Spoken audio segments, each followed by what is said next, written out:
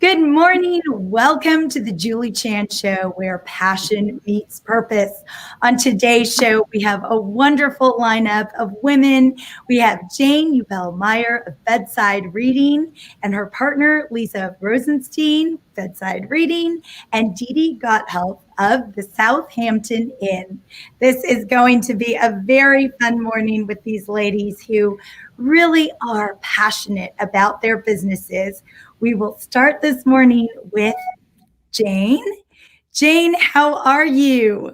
Good. Thank you, Julie, for inviting all of us to participate today. It's kind of fun. Yes. Well, thank you so much for being here. You and I met a few years ago at an event you hosted in Los Angeles for Bedside Reading. And I just remember there were so many book authors and then a bed in the middle of the courtyard. And the authors with their books were in bed with you. Talk about your tagline and why you do what you do. So, thank you very much. Bedside Reading started actually many years ago, 20 years ago this May, as Buzz Bags. That was our first name. And we were in the Hamptons placing books and products in the Hamptons on the luxury buses that went from New York City to the Hamptons. And eventually it evolved into hotels in the Hamptons. And we actually, Dee Dee, who was here from the Southampton Inn, was one of our very first hotel partners. So the idea is to place books by the bedsides or in the hotel rooms of guests that are coming to the Hamptons or to our luxury 5-star hotels. And we wanted to share amazing authors and their books. It's really about visibility for the authors and for books to be discovered by the guests. And that's really how it is today. I mean, it's been evolving as all businesses evolve for 20 years. And today we're in about 30 hotels nationwide, but the Hamptons are still our home base and we love it. Very exciting. And I love the premise of how this all started for you.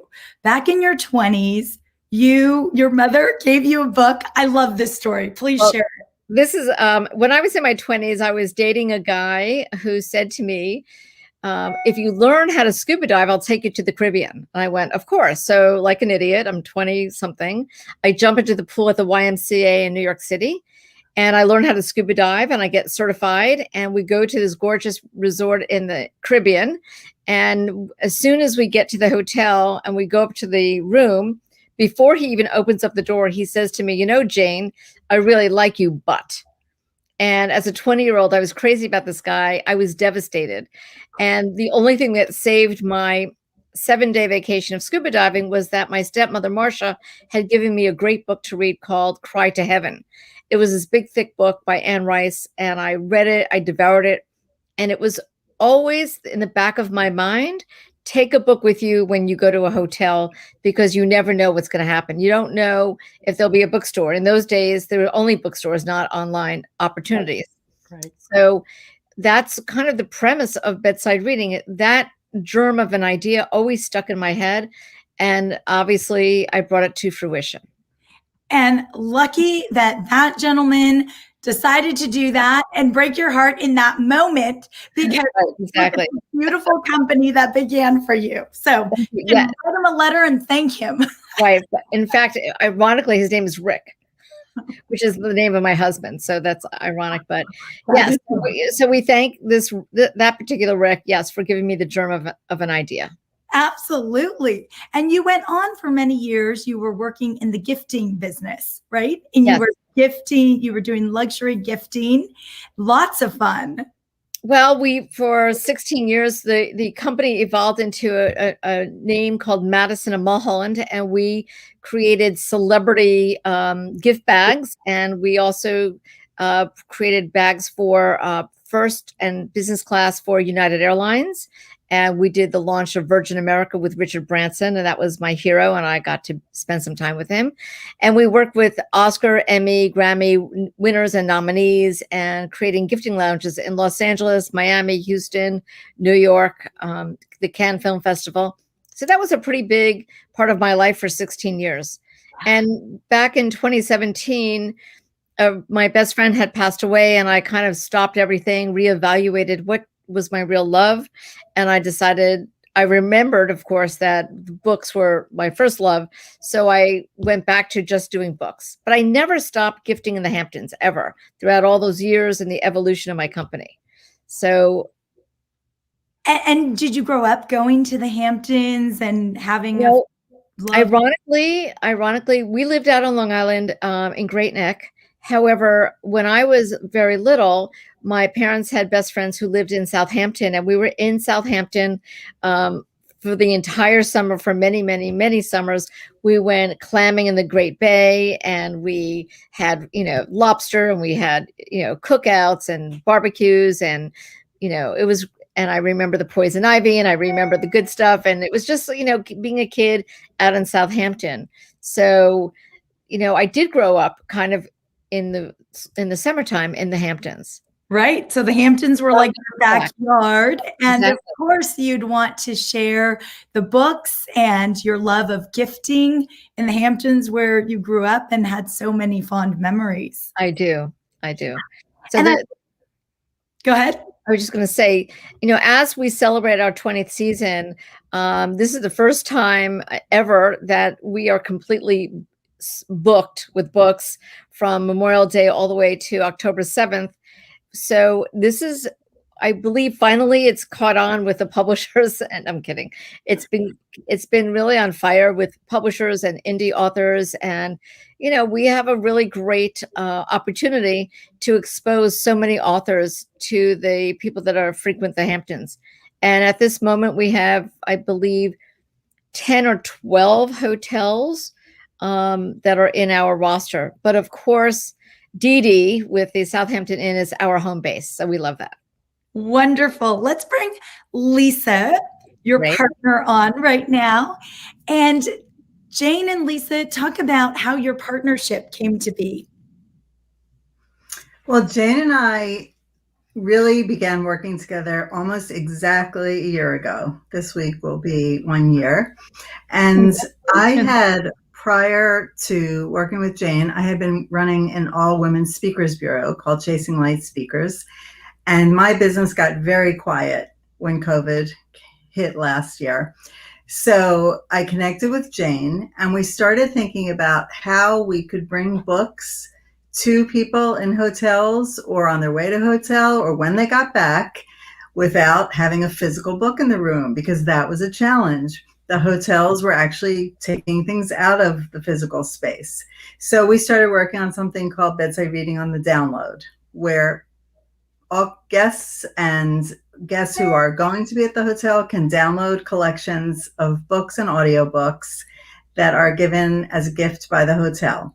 So that's what we've been building over the year. And all throughout, though, the Hamptons remained busy. Everyone from New York was continuing to spend time in the Hamptons.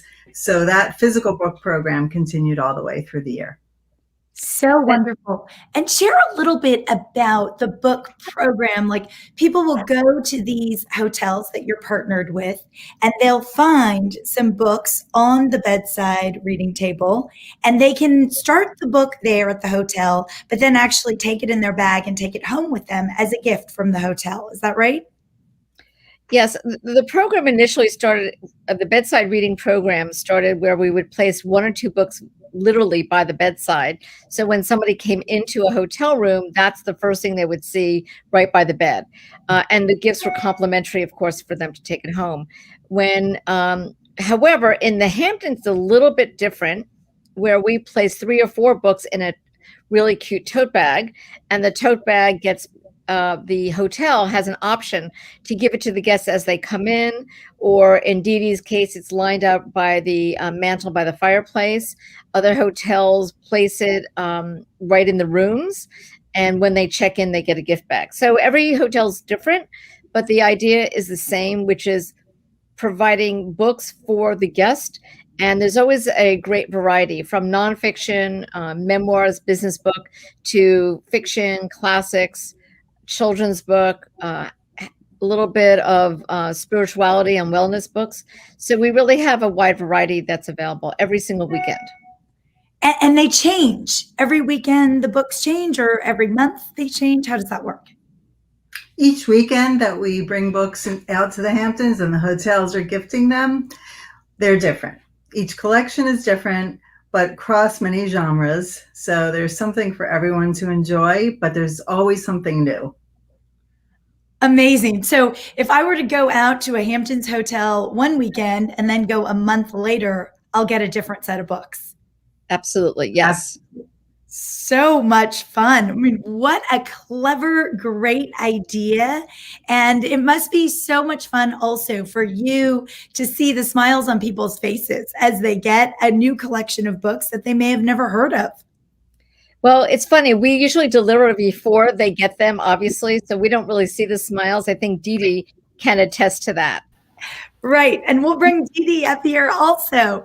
So Dee Dee, as the Southampton Inn owner, when Jane came to you and said, let's put books in your hotel, what was your first thought?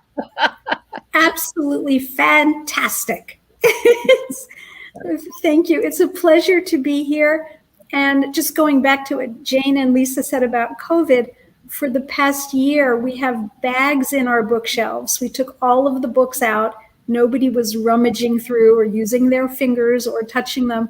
But it's been such a joy for me to be able to see people arrive and they say, oh, what are these beautiful gold and silver and chartreuse pink bags? They say Bedside Reading. And they go to the library, pick a bag the following 3 weeks or a month later when they come back, because they have been. There's another bag with new books. So it's really fed into the brand of the Southampton Inn, which is a little bit about the parties and the galas and the festivities and the glamour, but very much for us over the last 23 years that I've been there, it's about the reading and the culture and the art and the light and the music and the history. And that's what we try to bring to our guests. And then they can go party hardy. But I thank Jane and Lisa so much for helping us brand, and we're really partners in literature and culture for our community. And Dee Dee, don't forget about the food. They have the most amazing restaurant. I mean, I think it was last year or maybe the year before. I can't remember because everything is because of COVID. We had a book event downstairs in this beautiful restaurant called Claude's, and the chef is unbelievable. And we had a dinner for about 12 or 14 people, and the food is amazing. I mean, I'm just going there for the food, so. I go for the books. Okay. Well, look, the food is displayed beautifully on the website, and it looks delicious. So I'm sure it is quite amazing. So when you have events, Jane and Lisa, and you bring in a bed and you bring in authors to sign their books, talk a little bit about those kinds of things that you do.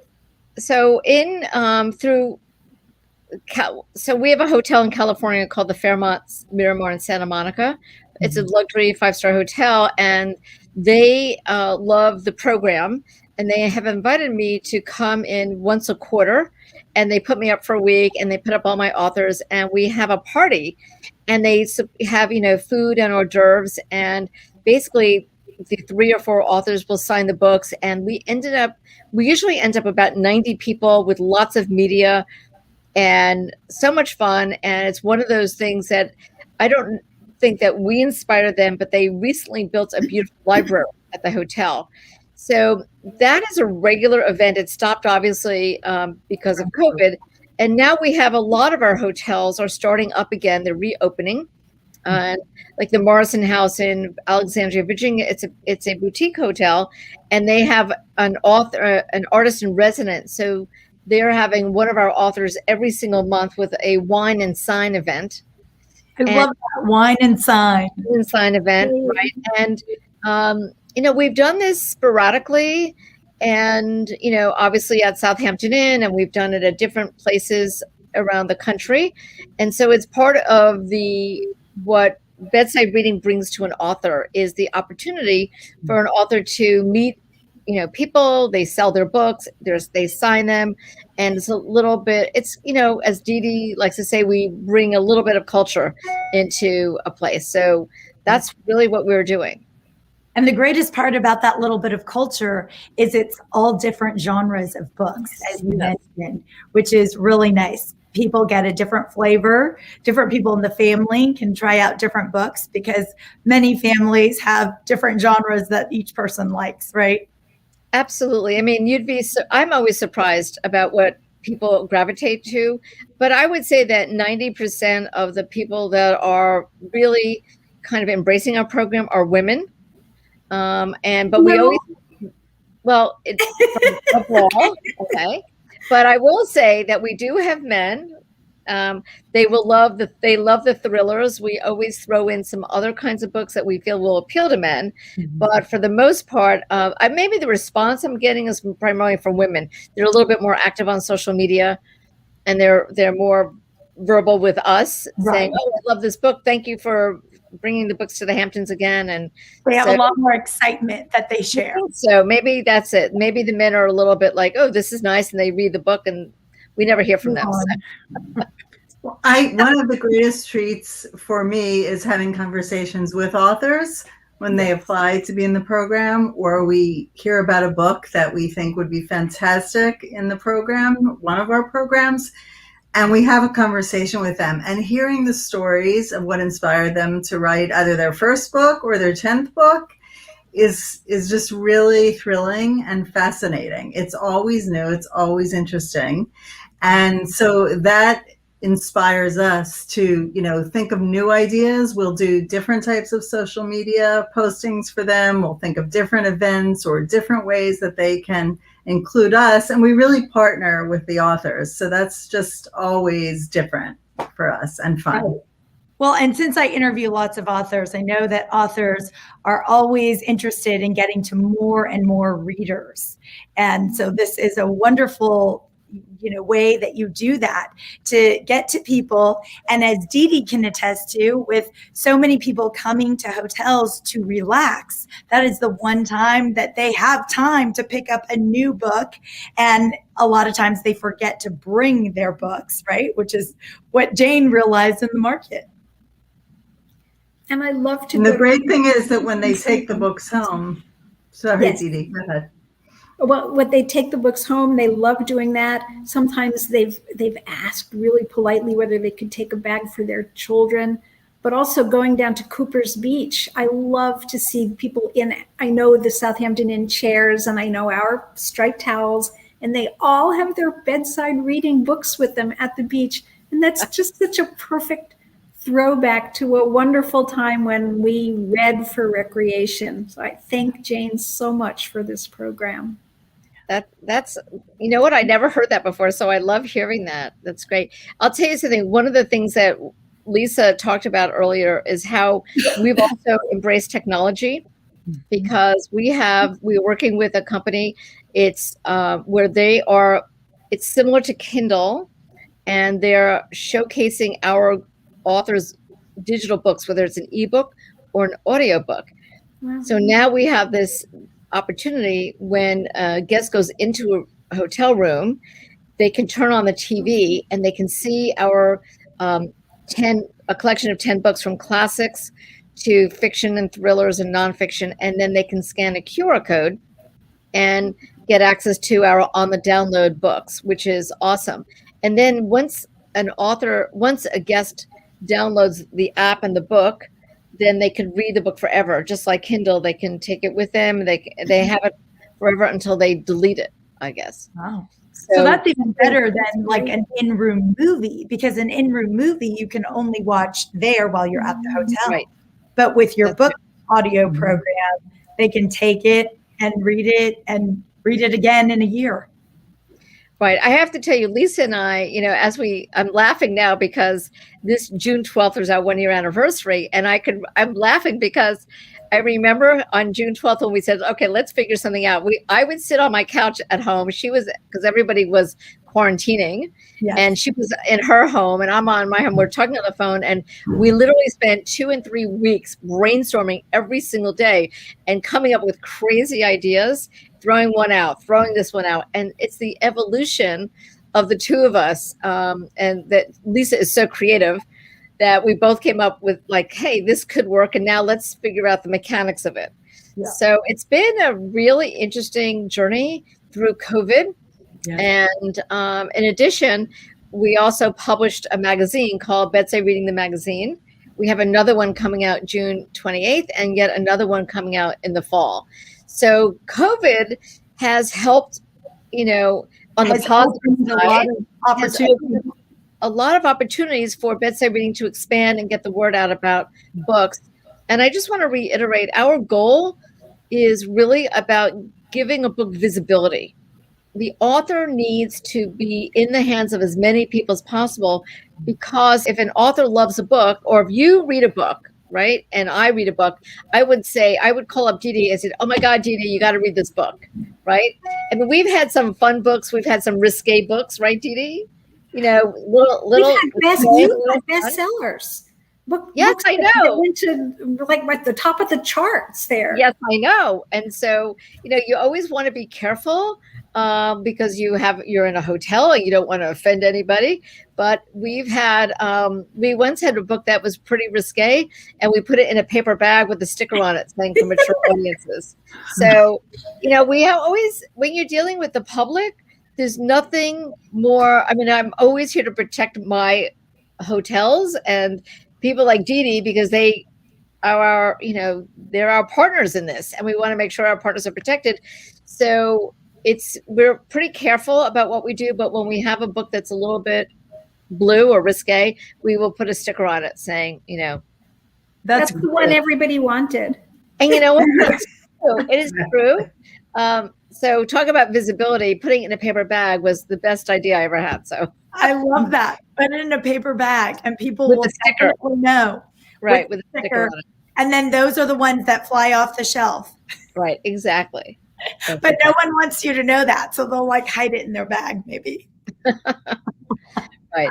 I think 50 Shades of Grey made it kind of acceptable, actually. Yes. And I love also that you call it book candy for every guest.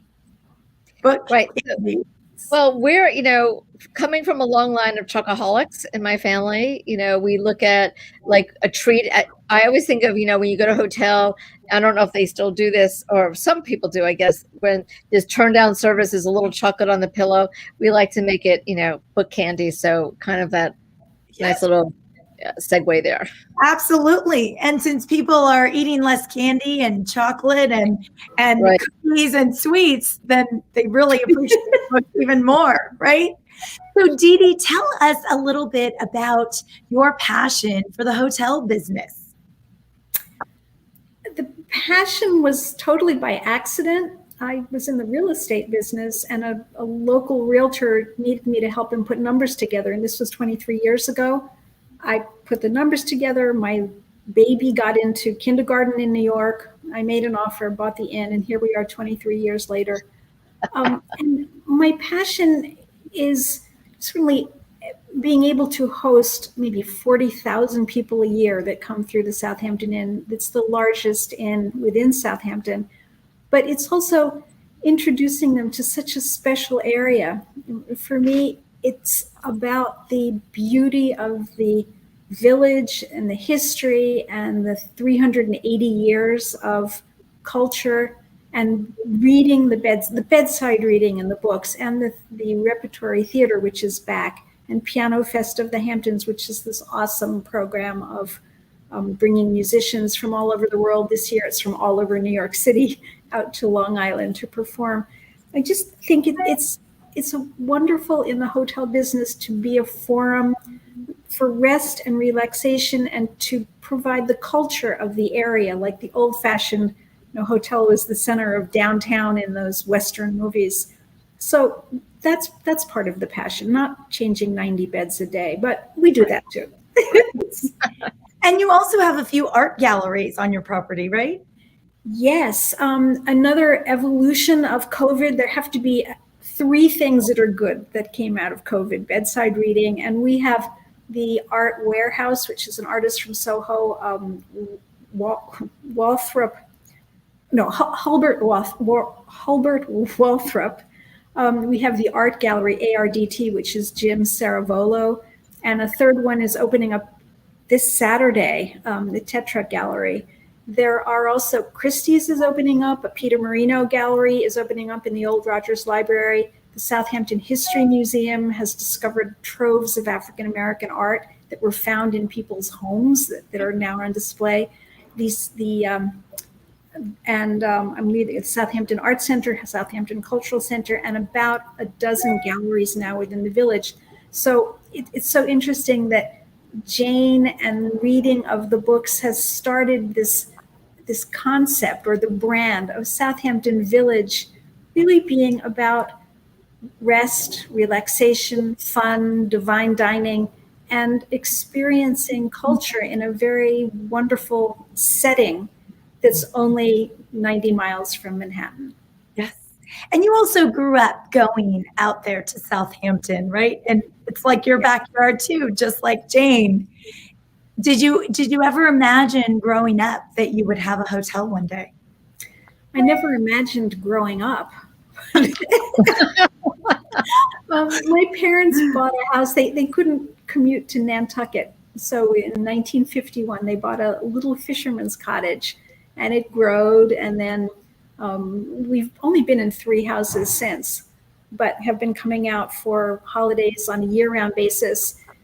Having Thanksgiving in Southampton, where you run out of pulver gas and have to do a charcoal grill for the turkey, which really took about 2 days, but we didn't actually eat it. It's just a beautiful part of the world. And I think part of my mission at the Southampton Inn is bringing people to Southampton, to the beach, to the country, and also to the Hamptons. Right, right. And you get to be the ultimate hostess, right? You get to welcome them all, and you just feel like so much warmth and love. And that's incredible. So much fun to be with all of you today. And what I see here in Bedside Reading and the Southampton Inn and all of you ladies is your passion. And that is what we hope to do here on this show, is to ignite other people's passion, to realize that whatever that is, if they pursue that, they could bring so much joy to all those around them. And both of your businesses are incredible. Bedside Reading, definitely out of the box thinking. And that is so much fun and has brought Dee Dee and all of her visitors so much joy as well, along with many other hotels that you partner with. So really fun to be with you all today. Do you have any last thoughts to share with the viewers about your passion and your purpose and advice for them as they pursue their passions? So I'll just speak. I think that passions evolve. I don't think, for me, it wasn't one thing over 20 years. I think the evolution is, as an entrepreneur, is to be flexible, to see what the pathway, where the life is going to take you, and to follow that. And my joy has been following that entrepreneurial spirit and that path, and seeing that I actually can make a difference in the lives of the people around me, and my authors and my hotel partners and my partner. Absolutely. Indeed. Anything you want to add to that, Lisa? I just wanted to say that I think that the best job you can do is something that's born out of your passion, and the most creativity is going to come out of something that's really deep within you, that you've loved all of your life, or as Jane said, has evolved. But that's what's going to light the spark and create something new and fantastic. So if you have something, if you have an idea or a passion, you should follow it and go for it. And I really love that the pandemic brought you two together and built something even bigger. So thank you, pandemic, right? And do you have anything else to share about your passion? I'm sorry. Oh, just follow your passion. I just love being with this group of 3 people now. If there's something that interests you, whether you schooled for it, studied for it, or it just happens, life is a journey. I was definitely not in the hotel business when I went to school, but if you love it, if you spend time with it, if you take care of it, it will love you back. And pivot if it doesn't. Sweet. Thank you, ladies. Really wonderful to be with you this morning. And thank you to everyone for watching the Julie Chan Show, where passion meets purpose. Thank you. Thank you,